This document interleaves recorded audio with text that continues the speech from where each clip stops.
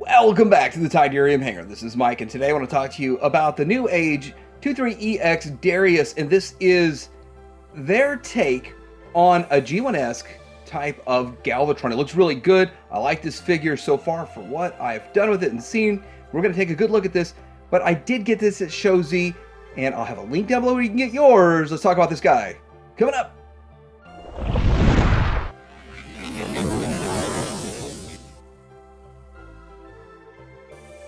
Alright, so here's the packaging. It is the 23EX, and that's a nice looking Galvatron. Some sort of G1S stuff going on in the back there. Here it is on the side, actual product. That looks pretty good too. The other side, same as the other. And here on the back, okay, so it shows this and all this. I didn't get that with mine. I guess I needed a pre-order to get that. So anyway, I don't care because I don't know what I would use that for. But it's still pretty cool that they threw it in for all the pre-orders. But there we go with the package. So here he is in his alt mode, and I have to admit that it's an interesting looking alt mode. It looks pretty good overall, sort of kind of what you would expect from a Galvatron, and there's some things that they did with this. It is pretty complex for a Legends scale figure, and I think that we're saying that more and more as they get into making more realistic looking designs and more accurate, let's say more accurate looking designs. But overall, it fits the bill. It does the job. The back looks a little strange with just kind of the way the back ends up, but I think you can fiddle with this a bit to make it look a little different, kind of however you'd want. But I do like the fact this is painted very well. They do a good job with painting, and NewAge has always done a great job with their paint. So looking at it, of course, this plastic piece here, the grays are just plastic. We have the darker gray paint in there. We have a really nice metallic purple finish, which is really what sets this figure off. And we have some silver accents that are from the bot mode that carry over into this mode. We have the red paints right here, paint apps right there in the front. There is purple on that gray plastic. And we do have this piece here that it stows away. So that's a good way to stow it away, and it kind of looks good. It kind of adds to the look and a little bit to the stability I was thinking, but maybe not really to the stability. But overall, pretty decent design. The feet are just sticking out the sides, but it's still sort of the signature look to it. And yeah, this might be the best one so far, but let's take a look at a comparison of this to another Canon Mode Legends figure. So here is Darius compared to the McFan's Toys version, which I believe is the DX9 upscaled version. And I will admit that they both look pretty good. This one is kind of lacking where this one has the side piece looking okay, but from the back this seems a little more closed off in my opinion, but you can tell that this is an extremely simplified transformation. This is an extremely complex in comparison, so you can see the head kind of sticking out of this one right here. Maybe I could turn the head a little bit, I don't know, anyway.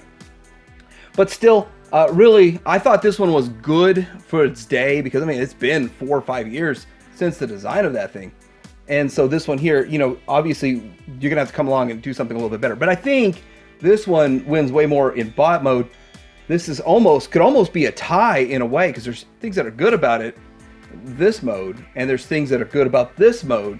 So it just really depends on your independent preference. All right, so for the transformation, we are going to take this piece off and that piece off, get out of the way. And we are going to end up lifting this piece here up. We got to rotate these, so there's a lot of rotating. And it's not so much as easily explainable as some of these other ones, so let's get this rotated around. There we go. And we are going to lift these arms up, sort of out of the way, like so.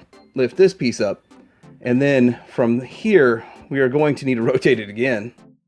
The second rotation is you're gonna have to get all this here out of the way, and I guess we can just go ahead and fold them in right now.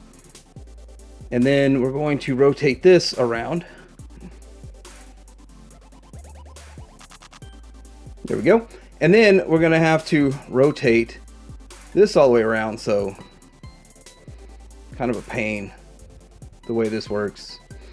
Maybe I'm not positioning it just right. There we go. Get that out of the way. Get this arm way up here.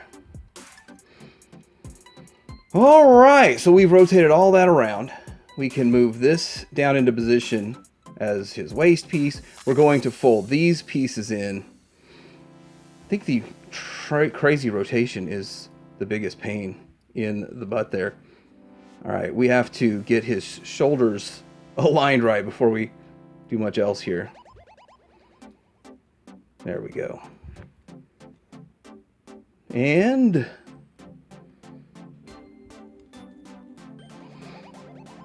get that shoulder in alignment. Put that down. Let's go ahead and lift that up. We got to leave these up before we put it in place. Now, with this in its place, we can lift this up. And then work that back piece in. And it's going to tab in there. And then this piece is going to fold up. Back piece collapses in on that. And then the side pieces come down and they fill the gaps really well. Side piece filling the gaps really well. And now we really just got to work on the legs, more or less. And so the legs are really interesting because, well, it's kind of a crazy situation right here where fold this up and say it's kind of a combiner wars thing in a way, but there's a lot more going on than what was going on with combiner wars in these legs. But anyway, we can make sure the foot's in the right position. And then we have to fold it in on itself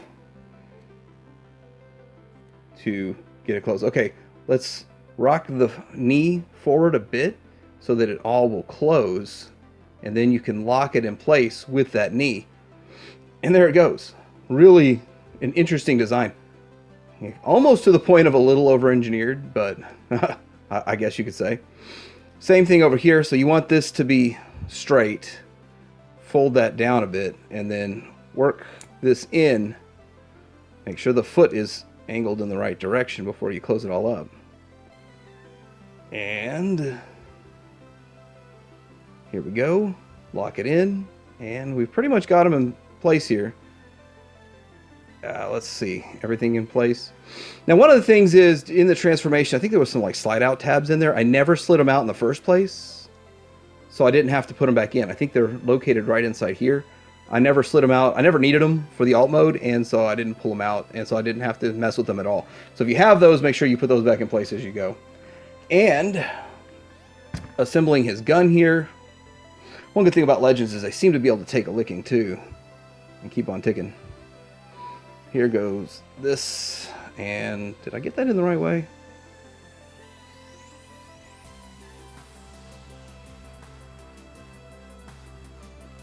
And here we have Galvatron. Let's take a look at him. So this is a really nice looking Galvatron. I forgot to point out that you have to fold these pieces around. The rear arm treads. There you go. That's a transformation miss. So he looks great. He has excellent paint. I love how the purple has kind of a purple metallic to it. He's got paint everywhere on here. Some of this stuff transfers over from the alt mode. And his face looks really good. I mean, let's get a zoom in on that face. It looks great overall. Like NewAge does great work. I mean, they do great work. So far, really not any negatives on this guy. I like the paint, the red paint there with the silver accents and all that stuff going on, and then just the lustrous sheen. Of course, this is the EX version. That's why I waited for the EX version. I like all the extra shininess and paint going on. From the back, he's extremely clean. Extremely clean. I mean, this is all the real kibble, and that kibble's supposed to be there. It is iconic for the character, and the rest of it looks perfect. No gaps. I mean, you'd see... I'm interested in seeing the one Hasbro gives us and how many gaps and waffles we have in that thing versus this one. I mean, it's interesting. Now, this is like a $50 or $60 figure, so versus, well, $50 for the leader class that's coming out. But I like the way he looks overall. Let's take a quick look at articulation with his head down a little bit, up a little bit, left and right. His arm out to the side, you got a 90 on the shoulder, and then a double jointed elbow for the transformation. Again, using the transformation for the articulation or the articulation for the transformation. Either way you want to look at it, and that's how it goes. Waist, we have the swivel. I don't think we have ab crunch. We do have a ball joint at the thigh there, and we have, at the same time, we have the swivel right there at the thigh swivel, and then we have a double jointed knee, which is, again, the transformation piece. And let's see how extreme that double joint we can get with that double joint. We can get that extreme with it. Looking good. Real good. And then I do kind of like some of the things they did with the feet. So you do have a toe. So you could like have them in sort of a running pose. Retreat, you know. So that works too. And then of course side to side and up and down and all that. Everything that you would want and expect from this figure. I mean, you're getting it out of it. It looks great. Works great. So for accessories, he comes with 2 additional faces. One of them is sort of a screaming and one is a laughing face. So there they are, still in the baggies. Mint in the package. And then here we go with 2 sets of hands. So one's like a splayed hand, one's a set of pointing hands, and then we got the peace sign. Did Galvatron ever work towards peace? I don't know. Peace through tyranny. So the first comparison I want to make is with, of course, the other Galvatron that's available that I know of. I don't even know if there's another one. There might be, but this is the DX9 oversized one, or the Mech Fans Toys or Mechanic Studio, or whatever company name they're using at the time. But I thought this one looked pretty good when I got it, but I knew it wasn't perfect. This one looks so much better and makes me start to wonder if we're going to see the Mech Fans Toys K oversized treatment of it. But this looks better. I like the size on this guy, and I kind of like the purple. This is almost more blue when you have them side by side. You go, okay, well that purple now starts to look bluish. Still, both look good in their forms there. This color, the paint looks great, but man, I'm starting to lean towards that purple a little bit more. Still, I mean, what do you think? All right, so getting into size comparisons with Magic Square stuff, and I have to say that I actually think this is just a little bit too short.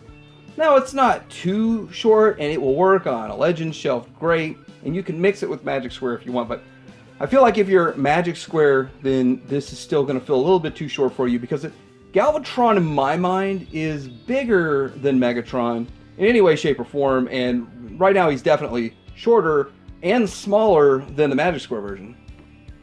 And here we go with the NewAge version of Megatron, and that's the Magic Square version of Soundwave. Now NewAge made their own Soundwave, which probably scales better with it and all of that. But looking at it side by side, I still feel like this is smaller than the NewAge Megatron. And so scale for NewAge is a little bit off. I think Magic Square hits their scale consistently closer than NewAge. But I gotta say, though, at the end of the day, this presentation with the paint and the shine and the sheen, it just feels very, very premium. So, I mean, there's so many good points to NewAge and several good points to Magic Square. I mean, it's a tough one. So this has been the NewAge H23EX Darius, and it's a great Galvatron for the Legends scale. NewAge does great work. There's a lot of good things to like about it. Great articulation, great presentation, feels really solid in hand, has excellent paint to it, and definitely a great figure. My only downside to it is really that it's just so small in comparison to some of the other things, and it's not like it's way too small. It's like a fraction of an inch shorter than I would like it, and it's even shorter than their Megatron. But that's really the only downside, and at the end of the day, if this is your only Galvatron in your collection, you're probably going to be very, very happy with it. And the alt mode looks good, the bot mode looks good. The transformation's a little odd, but they get more complex the better they look, so it's just kind of something we have to get used to. Let me know what you think about this in the comments below. You can get yours at Showzy. I got mine there too. I'll have a link down below. Like and subscribe to Darius out.